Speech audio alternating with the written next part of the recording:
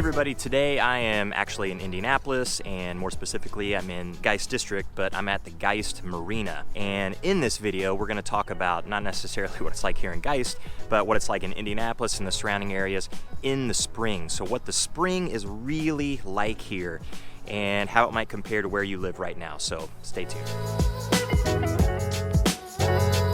Hey everybody, I'm Jason Compton with the Compton Home Group. Welcome back to the channel. If this is your first time to the channel and you want to know everything there is to know about living in Indianapolis, living in Greenwood, living in Plainfield, living in Brownsburg, Carmel, Fishers, Westfield, anywhere in Indianapolis or the surrounding metro, then make sure you hit that subscribe button and also tap the little bell so you're notified every time we do a new video. Now, we have people reaching out to us from all over the country with questions about Indianapolis, of course, but a lot of the surrounding cities and towns as well, on the north side, the south side, east side, and the west side. So if you're in the same boat, and here to Marina today, so there's a pun intended there, then make sure you reach out any way you know how with those questions. We'll always have your back with those questions, and we'll certainly have your back when it comes time for you to make your move to the Indy Metro. All right, again, today I am at the Geist Marina, and if I look over here to the right and kind of swing around here behind me, this is Wolfie's, and it's a restaurant that you can find several locations around Indianapolis. In fact, Morse Reservoir to the north in Noblesville, there's a Wolfie's on Morse Reservoir as well, just like there is here at Geist. And it's a really cool place to go. Obviously, a lot of outdoor seating, they have outdoor entertainment, and of course, when the weather's really good, it's a pretty popular place. It's pretty crowded, often a good place just to go and eat. And the food is not the highest end, but it's pretty good. And then you can have drinks here and all of that too. But around here behind me is the actual marina, if I swing around here. And it's not very busy right now because it's a weekday morning in very, very early spring. So once the weather starts to get really consistent in the spring, and then of course in the summer and the fall, this place gets a whole lot more crowded and a whole lot more popular.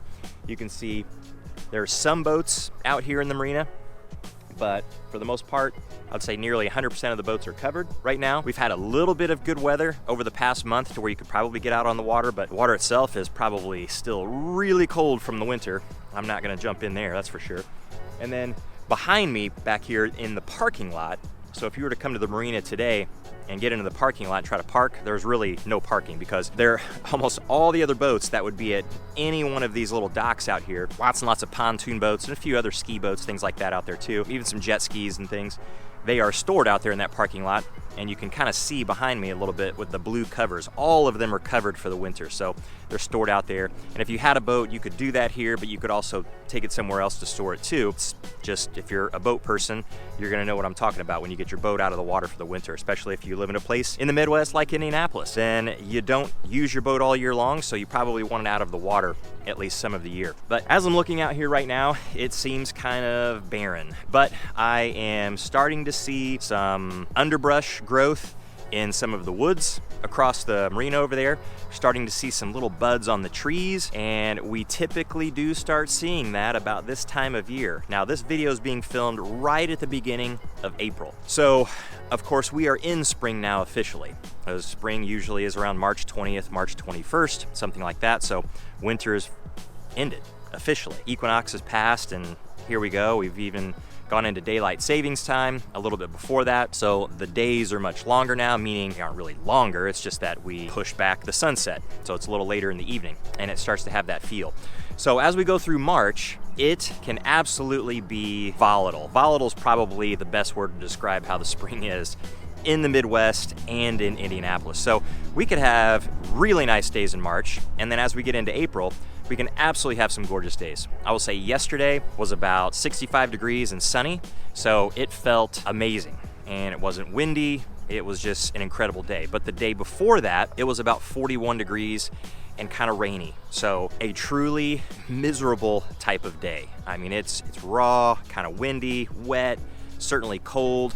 It's not as cold as what you're gonna have in the winter, where you can get temperatures in the teens, and you can get temperatures, of course, in the 20s and 30s and all of that. But once you get late winter, you start getting into spring, you're starting to expect some warmer temperatures. So you get those colder days like that around 40, 41, 42, and especially when it's wet, that's pretty tough to take. And then the very next day, it's boom, in the 60s. So, and as an example, beginning of April, this coming week, beautiful, looks really nice. This is probably the drabbest day that we're gonna have this week, where there's a good chance of rain a little bit later today, and it's warm though. It will be, it's not right now, it's probably about 50 degrees, so it's cool, but it'll be up near 70 by the end of the day in the next few days, but then it's gonna drop back down again. So we'll get back into the 40s for a high about a week from now, which again is extremely volatile. But I will say, once you get past March and you get into April, those days become fewer and further between, and it's hard at this point to hold the spring back. So getting temperatures at 60 or even 70 by the time you get into mid-April, that's what you're probably going to expect 80% of the time, with just a few little days where you're kind of stepping backwards. Now, if you like to plant things, if you like to garden, you can get teased pretty well by a lot of those days in April, where you think we got this really nice stretch of sunny weather and warm, and we're getting spring rain, because it does rain here. The winter is fairly wet, and the spring is usually fairly wet too. The summer is drier, although we do get some rain in spurts and thunderstorms and things like that, and then we have longer periods in between those. But the spring is definitely wet, and so you'll get tempted to go out and put your stuff in the ground. The rule around here in Indianapolis, and especially if you get further north of here, northern Indiana or over in Illinois, Ohio, you get up into Michigan and all of that, you absolutely need to wait until Mother's Day. So towards that May 10th or so time frame before you put anything in the ground. Because if we get a day, let's say next week, that is a high of 41, well, what's the low like? The low is probably going to hover around freezing.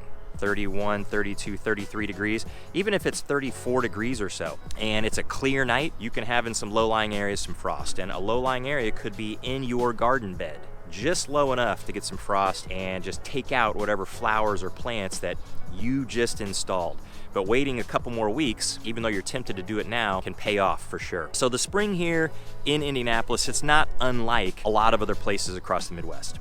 It's just volatile. So if you come from Southern California, or you're somewhere along the southern states where you have just a lot more consistency, when you move to the Indy Metro, of course, we've talked about winter before. Winter is winter here. It's not as harsh as it is further north. We don't get as much snow, but it gets cold, and we have some cold months, some really, really tough months. But when we get into spring, we start to come out of that, but it's not super consistent at all. Once we finally get into May, we can absolutely start to see that consistency there, where it's probably going to be warm most days, or at least reasonably warm most days, unlike April. In fact, I remember last year, it could have been the year before, but I think it was last year, where I think it was maybe April 6th, somewhere in there, 7th, we got, I think, 2 inches of snow, which was just a freak snowstorm. Wasn't really expected. We were supposed to get a little bit of snow. It was supposed to at least be cold enough to snow, but it accumulated. But the goofy thing is that the very next day it was about 65 degrees after we had just gotten this couple of inches of snow, which is crazy. And people were mowing their grass the next day. I was included in that. In fact, leading up to that snow, I was thinking, boy, we really need to start mowing the grass. You have to start thinking about that in early April. And it's not that your whole lawn is growing consistently, but you get spots here and there that's really long, and other spots that really hadn't started to grow yet. And then of course, once you start mowing it, it's like you make the grass mad, and then it just goes crazy. But I was thinking, gosh, I need to mow. I'm gonna wait until after this little cold stretch and get after it. But it snowed, which was crazy, and made me think I wouldn't be able to mow, but the very next day it was already gone and I mowed. So crazy. But the one word to describe for sure the spring in Indianapolis is volatile. We've got a little marina crew out here. Looks like they're probably readying some boats for the weather that's upon us here pretty soon, because once we get into those warmer months, this place, like I said, will be popping. It'll be absolutely happening. Once we get to Memorial Day, which is kind of the true kickoff of summer, even though it's not officially summer yet, it's very late spring, this is an unbelievably popular place. So that's probably what they're doing for the early birders that want to get out here a little bit earlier in the spring. So volatility, expect that in the spring around the Indy Metro. And if you have any other questions about Indianapolis regarding the weather, the climate, any of those things, and of course, all the different cities, towns that surround Indianapolis and Indianapolis itself, then make sure you reach out. And until the next one, we'll see you later.